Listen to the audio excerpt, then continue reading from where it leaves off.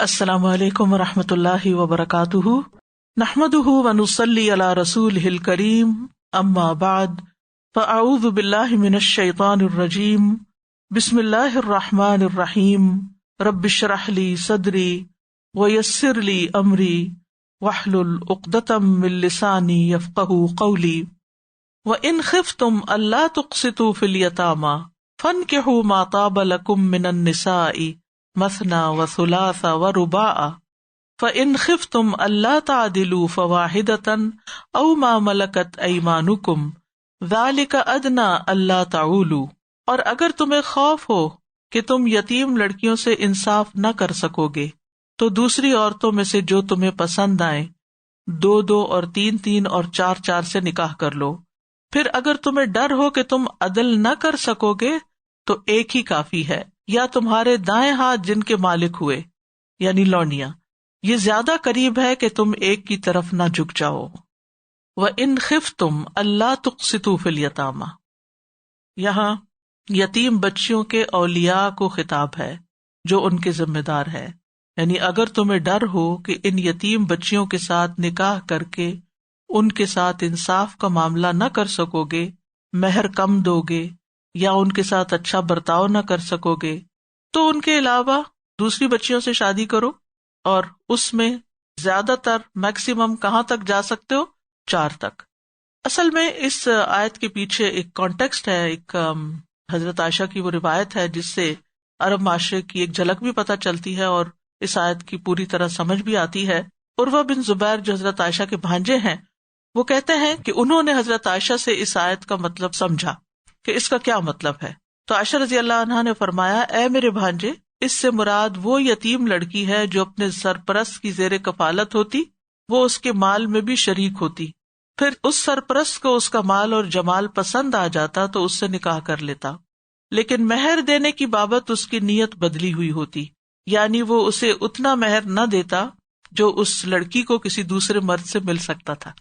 تو اس سے منع کیا گیا کہ یتیم لڑکی کا حق مہر نہ مارا جائے، اور صرف یتیم لڑکی کا نہیں، کسی بھی عورت کا حق مہر مارنا جو ہے یہ بھی کبیرہ گناہوں میں سے ایک ہے۔ وَإِنْ خِفْتُمْ أَلَّا تُقْسِطُوا فِي الْيَتَامَى، اگر تمہیں ڈر ہو کہ تم یتیم بچیوں کے معاملے میں انصاف نہیں کر سکو گے تو پھر کیا محذوف ہے یہاں؟ پھر ان سے شادی مت کرو، پھر ان کے علاوہ دوسری عورتوں سے شادی کرو۔ اور شادی کے معاملے میں یہاں ایک اور اصول بتا دیا گیا ساتھ ہی اس کانٹیکسٹ میں کہ فَانْكِحُوا مَا طَابَ لَكُمْ، نکاح کرو جو تمہیں پسند آئے، یعنی اس سے یہ پتہ چلتا ہے کہ زبردستی کا نکاح نہیں کرنا چاہیے۔ طابہ کا لفظ طیب سے ہے،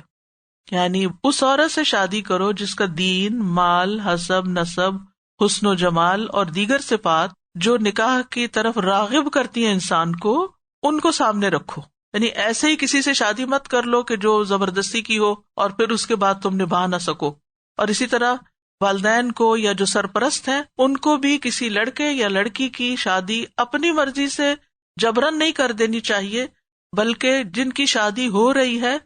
ان کا لحاظ رکھنا چاہیے کہ ان کو بھی یہاں رشتہ پسند ہے یا نہیں۔ فَانْكِحُوا مَا طَابَ لَكُمْ، اور طابہ کا لفظ طیب سے بھی ہے، یعنی ایک اور معیار بھی دیا جا رہا ہے کہ شادی اس بندے یا بندی سے کرو، یہاں تو خیر عورتوں کی بات ہے، لیکن دونوں لحاظ سے کہ جو طیب ہوں،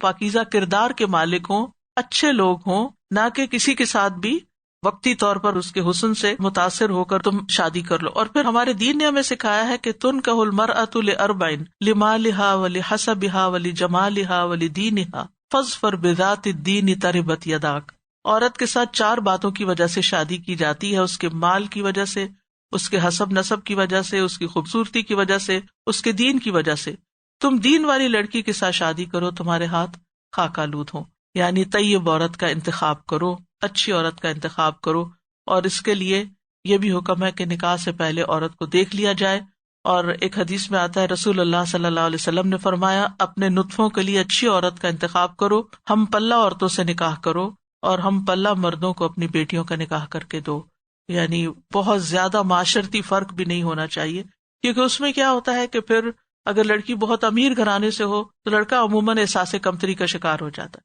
اور پھر وہ ہر وقت لڑکی کو ٹارچر کرتا رہتا ہے۔ اگر زیادہ پڑھی لکھی ہو مرد کے مقابلے میں تب بھی مرد احساس کمتری کا شکار ہو جاتا. یا یہ کہ مرد بہت ہائیلی ایجوکیٹڈ ہو اور لڑکی بالکل ان پڑھ ہو تو تب بھی وہ میچ نہیں بنتا. یعنی جب میچ کرو تو پھر اس میں کچھ سملیرٹیز بھی ہونی چاہیے تاکہ نباہ ہو سکے. اور حد کیا ہے نکاح کی؟ مثنا یعنی ایک کے بعد 2، 3 اور 4 تک شادی کر سکتے ہو. 4 سے زیادہ کی اجازت ہمارے دین میں نہیں، وہ صرف نبی صلی اللہ علیہ وسلم کے لیے تھا. اور اس آیت کے بھی کانٹیکسٹ میں آتا ہے کہ غیلان بن سلمہ ثقفی نے جب اسلام قبول کیا تو اس کے نکاح میں 10 بیویاں تھیں، تو آپ نے فرمایا 4 کو منتخب کر لو، باقی کو فارغ کر دو. تو ایسے ہی ہوا.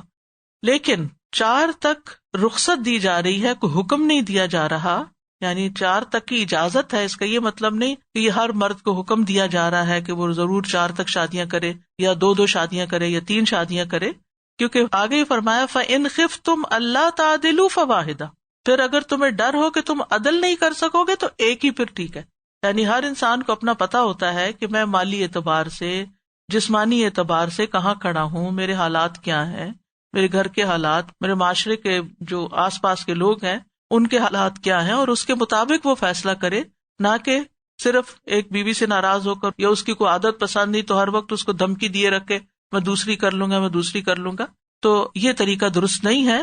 ہاں اگر کوئی کرنا چاہتا ہے تو اسلامی لحاظ سے 4 تک حلال ہے، یعنی وہ حرام کے دائرے میں نہیں. اور اس کی اجازت بھی اسی لیے دی گئی کہ بعض مردوں کی ضرورت ایک سے زائد کی بھی ہو سکتی ہے، تو اس صورت میں وہ حرام کی طرف نہ جائے بلکہ حلال طریقے سے نکاح کرے. فَإِنْ خِفْتُمْ أَلَّا تَعْدِلُوا فَوَاحِدَةً، کہ ایک سے زیادہ بیویاں رکھنے کی صورت میں انصاف کرنا چونکہ مشکل ہے، کسی کی طرف قلبی میلان زیادہ ہوگا یا ضروریات زندگی اس کو زیادہ فراہم کی جا رہی ہوں گی، تو پھر ایسی صورت میں ایک ہی کافی ہے. اس حقیقت کو ایک اور جگہ پر مزید واضح کیا گیا سورۃ النساء میں ہی، وَلَن تَسْتَطِيعُوا أَن تَعْدِلُوا بَيْنَ النِّسَاءِ وَلَوْ حَرَصْتُمْ فَلَا تَمِيلُوا كُلَّ الْمَيْلِ فَتَذَرُوهَا كَالْمُعَلَّقَةِ وَإِن تُصْلِحُوا وَتَتَّقُوا فَإِنَّ اللَّهَ كَانَ غَفُورًا رَحِيمًا.